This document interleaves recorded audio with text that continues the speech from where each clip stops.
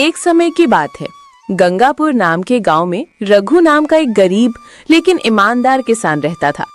उसके परिवार में उसकी पत्नी पार्वती और 17 साल की बेटी सोनम रहती थी। रघु बचपन से ही खेती करता आया था। उसे खेती के अलावा कोई काम नहीं आता था। लेकिन इस साल गांव में सूखा पड़ गया था और उसकी सारी फसल बर्बाद हो गई थी। घर की हालत इतनी खराब हो चुकी थी कि एक दिन पार्वती बोल पड़ी, सुनते हो जी, घर में रात भर के लिए भी अनाज नहीं बचा है, अब क्या करेंगे? चिंता मत कर पार्वती, मैं कुछ ना कुछ करता हूँ। इतना कहकर रघु घर से निकल पड़ा। रास्ते में उसे नदी किनारे पुराना शिव मंदिर दिखाई दिया। वह अंदर जाकर बोला, हे भोलेनाथ, मेरी बेटी रोज भूखे पेट सोती है, मैं क्या करूं? मेरे पास अब पैसे लेने के अलावा कोई रास्ता नहीं बचा है। मंदिर से निकलते हुए रघु गांव के सबसे अमीर व्यापारी चौधरी हरिराम के पास पहुंचता है। चौधरी हरिराम बड़ा कुटिल और लालची किस्म का आदमी था। अरे रघुआ, पैसे चाहिए क्या? लेकिन ब्याज दुगना तिगुना लगेगा। रघु बोला, चौधरी साहब, मजबूरी है, बेटी की पढ़ाई भी रुकी है, बस थोड़े पैसे चाहिए। हरिराम मुस्कुराकर बोला, ठीक है, 1000 ले और 1 महीने बाद 3000 लौटाना, वरना जमीन लिखवानी पड़ेगी।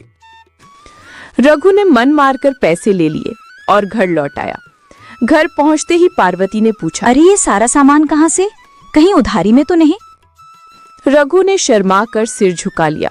पार्वती बोली, कोई बात नहीं, भगवान देख रहा है, समय जरूर बदलेगा। उस रात पार्वती ने बहुत दिनों बाद अपनी बेटी की पसंदीदा खिचड़ी बनाई। पूरा घर खुश था, पर रघु के मन में एक ही चिंता, अगले महीने पैसे कैसे चुकाऊंगा। रात गहरी होते ही अचानक घर के बाहर मिट्टी हिलने जैसी आवाज आई। रघु बाहर निकला तो देखा कि गांव की पुरानी बावड़ी से नीली रोशनी निकल रही है। ये कैसी रोशनी? जैसे ही वह पास पहुंचा, चमक बढ़ने लगी और उसके सामने एक दिव्य बाबा प्रकट हो गए। डर मत पुत्र, मैं इस बावड़ी का रक्षक हूँ। तुम्हारी ईमानदारी ने मुझे यहाँ खींचा। रघु ने हाथ जोड़कर कहा, बाबा, मैं बहुत परेशान हूँ। बाबा ने अपने झोले से एक चांदी का चमत्कारी पौधा निकाला। इसे अपने खेत के कोने में लगा देना। 7 दिनों बाद ये ऐसा फूल देगा जो तेरी किस्मत बदल देगा। लेकिन याद रखना, लालच मत करना, अन्यथा सब नष्ट हो जाएगा। बाबा यह कहकर गायब हो गए। सुबह होते ही रघु बिना किसी को बताए वह पौधा खेत में लगा देता है। मिट्टी हल्की नीली चमकने लगती है। गांव में तरह तरह की अफवाहें फैलने लगी। अरे रघु के खेत में भूत है। नहीं रे, कोई तांत्रिक आया था रात में। रघु किसी को सच नहीं बताता। वह रोज खेत जाकर पौधे को देखता और 7वें दिन का इंतजार करता। 7वें दिन तड़के खेत से तेज रोशनी निकली और पौधे पर एक बड़ा चांदी जैसा चमकता फूल खिल गया था। फूल जमीन पर गिरा और गिरते ही सोने का लाख का टुकड़ा बन गया। हे शिव शंकर, ये तो सचमुच चमत्कार है, इससे तो मैं कर्ज चुका सकता हूँ। रघु जितने की जरूरत थी बस उतना ही सोना लेने लगा। लेकिन एक दिन वही लालची चौधरी हरिराम चुपके से उसके खेत पहुंच गया। वह चिल्लाया, अरे रघुआ, तो ये है तेरे पैसों का राज। और वह लालच में अंधा होकर पौधे की ओर दौड़ पड़ा। रघु बोला, चौधरी जी, मत छूइए, बाबा ने मना किया था। हरिराम ने रघु को धक्का दिया और जैसे ही फूल को तोड़ने लगा, पूरी जमीन हिलने लगी। चांदी का पौधा गायब हो गया। हरिराम जोर से गिरकर बेहोश हो गया। तभी आसमान से दिव्य प्रकाश उतरा और बाबा प्रकट हो गए। लालच ने इसे बर्बाद किया है। रघु, तूने लालच नहीं किया, इसलिए ये वरदान सिर्फ तेरा रहेगा।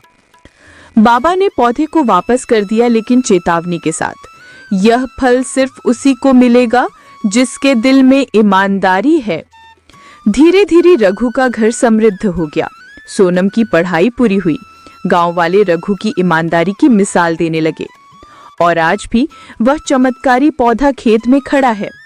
लेकिन वह फल सिर्फ उसी को देता है जिसके दिल में लालच नहीं होता। कहता था, अरे भैया, मैं तो आपका छोटा भाई हूँ, मैं किसी का बुरा कैसे सोच सकता हूँ। लोग उस पर भरोसा कर लेते थे। एक दिन गांव में एक बूढ़ा किसान आया जो अपनी जमीन बेचकर अपने बेटे के पास शहर जाने वाला था। उसके पास पूरे 50,000 रुपये थे। भोलू को खबर मिली कि किसान के पास पैसे हैं। वह तुरंत उसकी मदद करने के बहाने पहुंचा। बाबा, इतनी रकम लेकर अकेले घूमना खतरनाक है। मैं आपके पैसे मंदिर में रखवा दूं। वहां भगवान की चौकी है, कोई हाथ नहीं लगा सकता। बूढ़ा किसान सोच में पड़ा, फिर बोला, तू तो गांव का आदमी है, तुझ पर भरोसा है। भोलू ने पैसे ले लिए और अगले ही दिन गांव से गायब हो गया। जब किसान को धोखे का एहसास हुआ, उसने सरपंच के पास शिकायत की। पूरे गांव में चर्चा फैल गई। भोलू ने चोरी की, ठग है वो।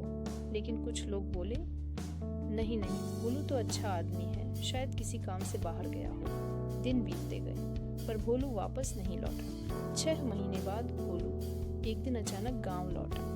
हाथ में सोने की चेन, शरीर पर नए कपड़े और जुबान में फिर वही मिठास। अरे भाई लोग, मैं तो शहर गया था मंदिर के लिए दान इकट्ठा करने। लोगों ने सवाल किए, लेकिन उसने इतनी मीठी बातें की कि सब फिर से उस पर भरोसा करने लगे। किसान को उसने कहा, बाबा, मैं आपके पैसे शहर के मंदिर में दान दे आया हूँ।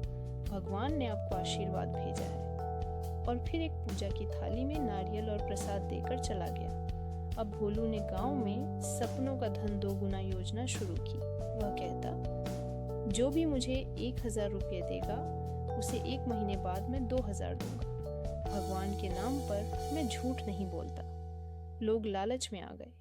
पहले महीने जिनसे पैसे लिए, उन्हें दूसरे महीने अपने पुराने पैसों से दुगुना दे दिया, ताकि लोग भरोसा करें। गांव में नाम फैल गया, भोलू का काम सच्चा है। तीसरे महीने तो आधे गांव ने उसे पैसे दे दिए और चौथे महीने भोलू फिर से गायब। इस बार गांव वालों ने पुलिस में शिकायत की। कई हफ्तों बाद भोलू शहर में एक ढाबे पर पकड़ा गया।